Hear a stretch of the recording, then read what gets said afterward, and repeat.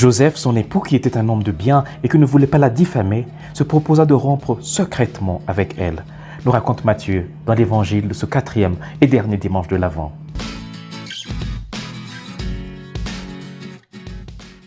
L'évangéliste Matthieu nous raconte aujourd'hui la version des faits de la naissance de Jésus selon Joseph, son père adoptif. Pour Matthieu, il était important de démontrer à ses lecteurs que Jésus venait de la lignée de David, par son père Joseph. On sait très peu de choses sur Joseph. Sa figure reste un peu comme cachée derrière la figure beaucoup plus imposante de Marie, son épouse bien-aimée. Pourtant, ce que Matthieu nous raconte aujourd'hui en quelques versets est très surprenant. Marie et Joseph étaient donc fiancés, promis l'un à l'autre, quand Marie se retrouva enceinte. Mais la seule personne qui savait que cet enfant n'était pas le sien, c'est Joseph. Or, suivant la loi, il aurait dû dénoncer Marie et son sort aurait été la lapidation. Osons imaginer un peu le doute de Joseph, osons imaginer son tourment. Mais au lieu de diffamer Marie, sa fiancée, et la livrer à la honte et à la lapidation publique, il trouve une solution. Il se résout de répudier Marie en secret, sauvant ainsi Marie. Joseph est un homme doux, un homme juste. Il ne cède pas à l'évidence. Il fait taire toutes les terribles pensées de trahison et de vengeance qui habitent son cœur. C'est alors que pendant la nuit, un ange lui donne l'explication de ce qui se passe.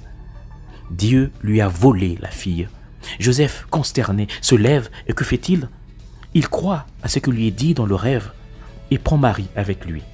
« Joseph, fils de David, dit l'ange du Seigneur, ne crains pas de prendre avec toi Marie, ta femme, car l'enfant qu'elle a conçu vient du Saint-Esprit. » Combien de fois, chers amis, dans nos vies, nos esprits logiques et pratiques nous disent-ils quelque chose et pourtant nous savons au fond de nous qu'il y a quelque chose de plus, quelque chose d'inexpliqué, quelque chose qui nous offre une vérité plus profonde. Joseph a fait confiance à Dieu et a cru au message de l'ange.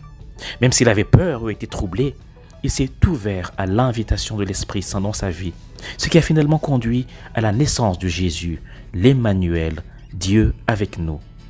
Prions pour une plus grande ouverture d'esprit dans nos vies en ce temps de l'Avent, dans l'attente de la célébration du mystère de la nativité de notre Seigneur Jésus-Christ, le Verbe de Dieu fait chair.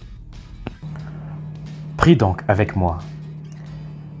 Merci, ami Joseph, Père bien-aimé de notre Seigneur Jésus-Christ, parce que tu as cru au Dieu de l'impossible, parce que tu as accepté que ta vie soit gâchée par Dieu, parce que tu as sérieusement cru que les dieux de la promesse pouvaient se servir de ta bien-aimée Marie pour entrer dans l'histoire.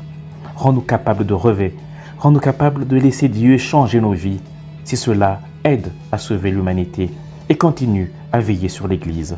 Amen. Et que le Seigneur te bénisse et te garde, ta famille et toi-même, au nom du Père et du Fils et du Saint-Esprit. Amen. Bon dimanche chez vous.